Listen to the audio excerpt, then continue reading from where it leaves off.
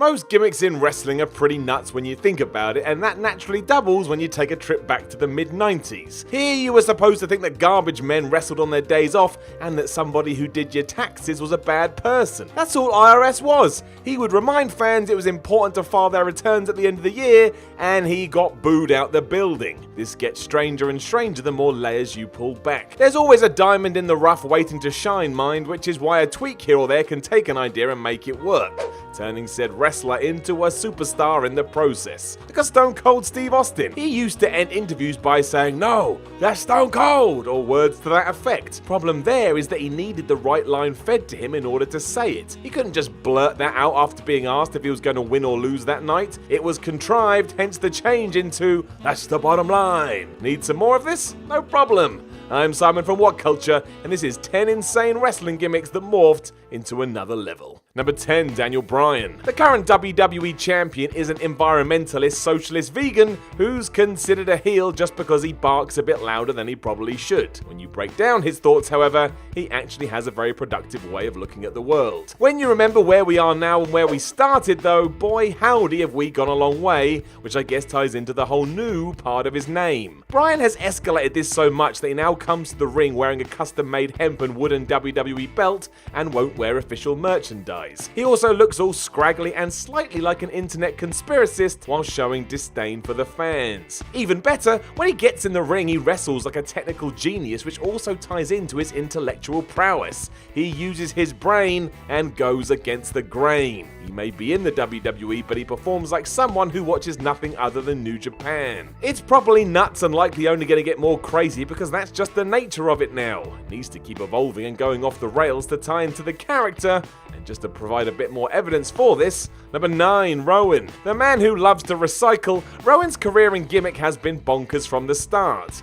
He just needs to go through the history books, so let's do that. It started as a henchman for Bray Wyatt, where he spent most of his days looking puzzled and whooping people's ass in the ring. Well, until he met The Rock at WrestleMania. It did mean he'd been brainwashed by the Eater of Worlds, a feat even more impressive because now alongside Daniel Bryan, we know that Rowan is actually really smart. That surely meant it was twice the work for the rocking chair loving cult leader. As soon as he was out of that, Rowan refound his genius, as we saw when he revealed that as well as being a classical guitarist, he was also a vintner. Unfortunately, that didn't help his wrestling, so he shifted gears once more, realigned with other Wyatt family reject Luke Harper, and tried his hand at being a bludgeon brother. Never really found out what that was. It doesn't matter either way because that's all behind him now as he stands side by side Daniel Bryan as his intellectual peer, which incredibly does tie back into some of the things we've already mentioned. So essentially, Rowan went from switched on guy to indoctrinated lackey to a dude who makes wine to a man who carried about a big hammer to finally some kind of modern day Renaissance guy. That's wrestling. Number 8, Goldust. The premise behind Goldust was so different that even Dustin Runnels, the person who was playing it, didn't really understand what it was meant to be. Obviously, it played up to homophobia in the 90s, which is not ideal by any means, but as an object, trying to describe what a Goldust wasn't easy. Throw Marlena into the mix and that was that.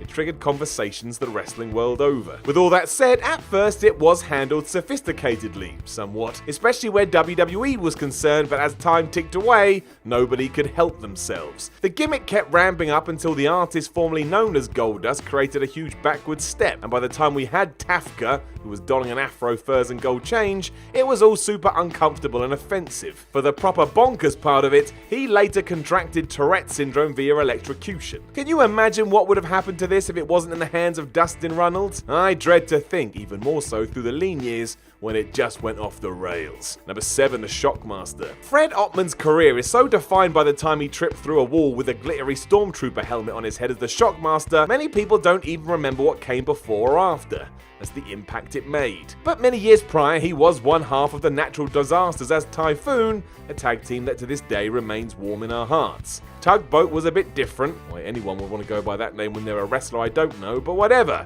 If you want to be a tugboat, be a tugboat. He literally acted like one too. He sometimes made boat noises before his promos. That alone should be the madness we're focused on, but the Shockmaster was somehow even worse, or brilliant depending how you look at it. When you remember what happened after that infamous moment, it's just a weird old world. To try and get it over with a younger demographic, for example, WCW started having him saying things like he loved Bugs Bunny and the Roadrunner before laughing like he was off his face. The real kicker came after an interview at Shockmaster's house. Now, he didn't mean it like this, of course, but one of the lines was, "When school's out, it's over to Uncle Fred's house for fun." Ah, shit. Number 6, Bray Wyatt. It's not all that surprising Bray Wyatt's gimmick went crazy, because it was pretty odd there to begin with. The issue with that kind of character is that it means the writers have no limit to how far they can go, and sometimes not having those boundaries results in utter nonsense. It started well, especially after Wyatt shifted gears from being Husky Harris, but once was hailed as the new Undertaker soon fizzled out into something more akin to Midian. Well, no, that's not fair. Maybe Mordecai, if you remember him. In short, it wasn't at the level it should have been. The point was, Wyatt was actually a new breed of monster.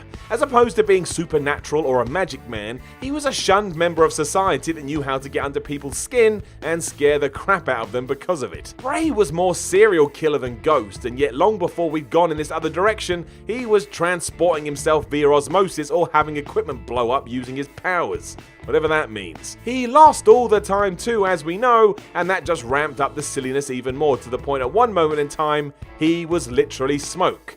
If you can't remember that, it was when he began his feud with Dean Ambrose. What a concept. Fair play to Bray for always trying his best, but this was a case of going too over the top, and it all falling down the other side. Number 5, 7. It's back to Dustin Runnels, who for some reason was just made to do weird stuff throughout his career. It wasn't like he needed to hide the fact he sucked in the ring either. He was and always has been a fine hand to have around the place. Created in WCW though, 7 was just nuts. Straight from the "what the hell are you doing" playbook, he spoke like nobody has ever spoken in history, unless you were watching a C horror movie, and had very disturbing undertones that we won't get into here. All of it was just off the wall, and if you need any evidence as to what I'm referring to, go and watch any promo featuring this.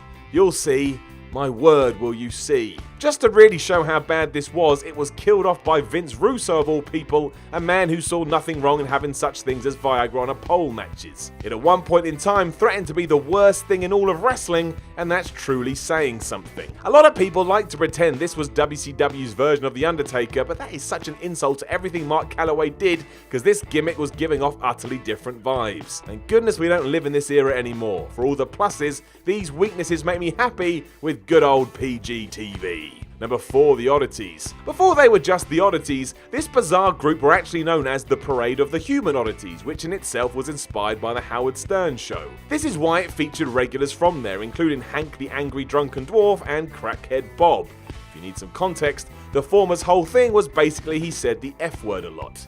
90s were fun, right? Led by Jackal, with the remaining members being Golga, Princess Luna, Giant Silver, and eventually Kurgan, the whole point of this stable were that they were outcast and took their rage out of other wrestlers in the mid-card. I mean, where do I even begin? I'm sure everybody involved was just jumping at the bit. The tweak here was that someone decided they should shift gears and be a bunch of fun-loving so-and-sos instead, who just didn't care about anything as long as they could dance. It was an eyebrow-raising invention to begin with, but to see it transition into this while also never really doing anything of note was one of those things you could only ever see in wrestling. I'm struggling to explain it now, so imagine someone who was finding it for the first time. Must have thought they got high by accident. Even then though, would probably have just made the whole thing even more terrifying. Number 3, Broken Matt Hardy. Matt Hardy has always been a stickler for trying new things. Be it version 1 or the divisive Angelic Diablo, he enjoys a risk no matter what that entails. Never was that more true than when he transformed himself into the Broken One. It was so out there many fans thought he was just taking the piss at first. Hardy now spoke with a pretty obvious fake English accent while encouraging wife Rebby to throw fake babies into brother Jeff's arms. This sounds like I'm making it up, but I'm 100% not.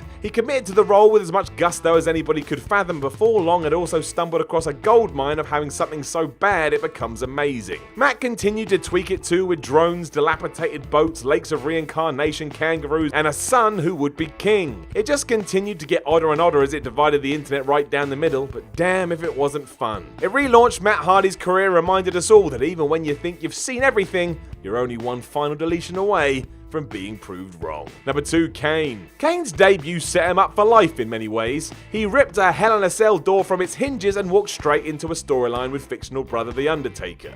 Don't forget the reasons behind that either. The Big Red Machine thought that the Phenom had killed his parents in a fire and left him for dead too.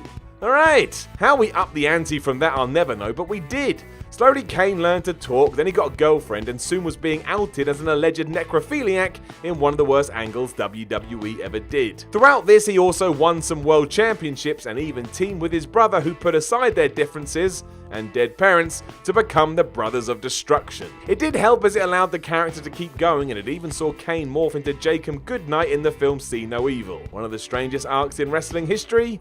You bet your ass. Number 1, The Undertaker. Who else, right? Without doubt, one of the greatest gimmicks in pro wrestling history, with Mark Calloway's portrayal being the greatest. When The Undertaker first arrived, there was no two ways about it. He was a dead man that was able to stop his opponents in their tracks with nothing more than a look, and they were terrified. The Phenom did indeed act as if he was no longer alive. When it was obvious this had struck a chord with the fans, Vince McMahon doubled down on it too and started to add powers to his arsenal. It helped that he was a brilliant worker for his size, never forget that, but he could also make lightning appear from nowhere, and Paul Bearer possessed an urn that meant he never felt any pain. How this ever worked is anybody's guess, but it really did. Eventually he became the Lord of Darkness and took over the WWE with his ministry, something that's so out there and potty it just wouldn't happen today. There would be too many questions, especially when he was cutting his wrists open and feeding the blood to Midian. Somehow we got Midian twice into this list. Don't forget as well that he did all this just to beat Stone Cold Steve Austin in a match. Who doesn't love wrestling? Know of any insane wrestling gimmicks that morphed into another level? Let us know in the comments below, and don't forget to like, share, and subscribe. Then head over to WhatCulture.com and read yourself some articles, and follow WhatCulture on Twitter at WhatCultureWWE. My name is Simon Miller, this is WhatCulture Wrestling. Thanks for listening, and I'll talk to you again soon.